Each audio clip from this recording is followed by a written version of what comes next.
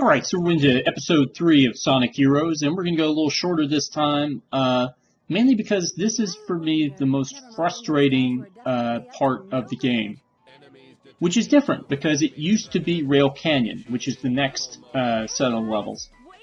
But over time, it really has become this particular setup, and I'll explain that a little bit more when we get into the exact areas. But at this point, we've met our characters.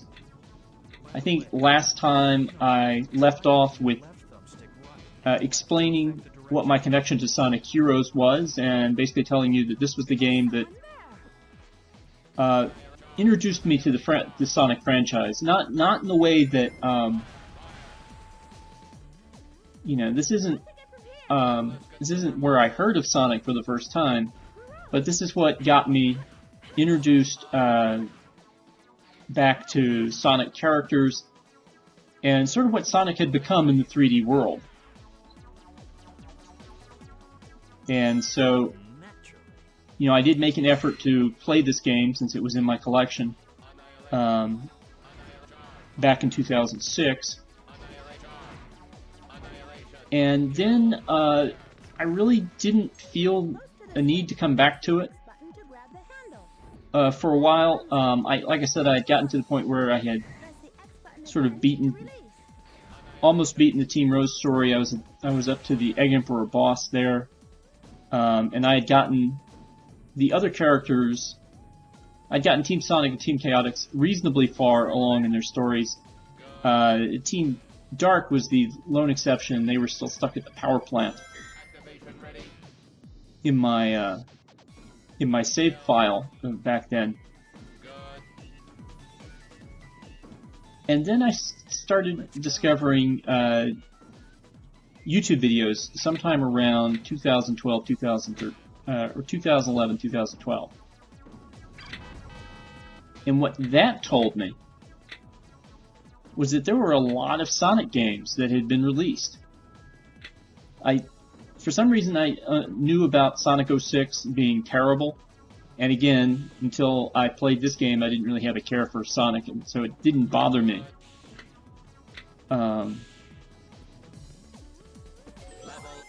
As we fall down here, you'll notice that the pinball section is really hard to control, and that's what's difficult about Casino Park and Bingo Highway, these two levels here. Not the fact that I keep missing or misjudging the dice as it goes up and down, and therefore can't get onto it as fast as I probably should. But around 2013 or late 2014, or sorry, early 2014. I was sort of aware that there were more Sonic games out there, and I was a follower. At that point, I was into Pokemon X and Y had just come out, and so I was kind of, awed by Pokemon in 3D. So Pokemon videos in 3D were sort of where I was in 2013, 2014 with X and Y. Before Alpha Sapphire and Omega Ruby came out. And that got me to Jaywitz's channel. And then Jaywitz made an offhand comment in one of his videos about a channel called Game Grumps. And so I looked at the Game Grumps site for the first time, and the first playthrough that I watched all the way through, and because I wasn't keeping up with them daily, I just found them, so there were lots of playlists of games that they had gone through that I had not seen. But the one that attracted me was Shadow the Hedgehog. And the Game Grumps playthrough of Shadow the Hedgehog was, first off, the game itself just seemed forged out of ridiculousness. But you know, as anti-Sonic as one of the Game Grumps, I think Aaron Hansen seems to be, it really was those guys who got me into Sonic and got me into looking back into the Sonic games. It helped that the Sonic Adventure series had been reported to the current gen consoles. And so in 2015, I made it my personal mission to basically go on a tour of 3D Sonic. And so it started off with Sonic Adventure, again, the Xbox 360 port. And then I made the effort to finish this game. And it took a while, but particularly trying to run down all the emeralds. You know, you'll notice that I've been skipping, or have not been even attempting to get the emeralds here.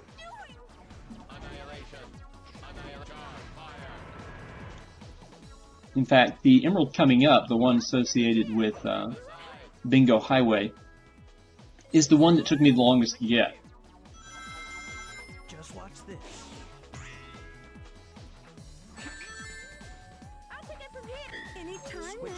So, in 2015, I beat Sonic Adventure, came back to this game, finished it. Then I made my own playthrough of Shadow the Hedgehog. Because again, the idea of that game just fit something for me, you know, just completely ridiculous that somehow 10 years before I had really seen it, Sega had decided to go all Grand Theft Hedgehog, and it didn't particularly work, but there were elements of it that could work. And I still think that Shadow the Hedgehog is an enjoyable title. I realize that puts me in a minority of people, and probably particularly a minority of Sonic fans, because even though Shadow plays a lot like Sonic, the themes and the things that you're trying to do in the game aren't necessarily always compatible with the Sonic game. Alright, so now I sent Omega completely out of the thing. Fortunately, we were able to bounce back in onto the stage, so I didn't lose anything there. You can see the little red lasers preventing me from going up that staircase. There's a switch or something that you can pull that will allow you to get up there, and that leads to the bonus table. And there was a moment right here where I thought, oh geez, I've missed this jump. Fortunately, there was stuff on the bottom, and we can clear out these guys. One thing I'd note about Team Dark playing through this game, there are a whole lot more armored enemies running around. So, you know, just be aware of that. But we're getting close to the end of Casino Park, and because this in Bingo Highway took me a little bit longer, although it may not be obvious from the runtime, I've decided to separate them out into two different episodes. So we'll let Omega break the glass, send us down one more alleyway of stuff. We might even pick up an extra life before we finish this level. There we go. We did it right there. So I just went ahead and let the game roll me down instead of fighting my way back up. And there's the goal ring. And somehow we were one step too close to some enemy. I don't know what exactly that was, so we were prevented from keeping our massive haul of over 100 rings. Oh, and then that happened. I guess the Chaos Control wore out, and the bunny who was supposed to drop in earlier finally dropped in. So yeah, we ended up with no rings at all.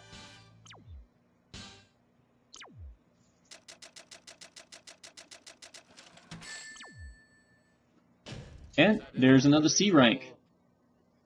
So we will move on to Bingo Highway next time, and I will see you then.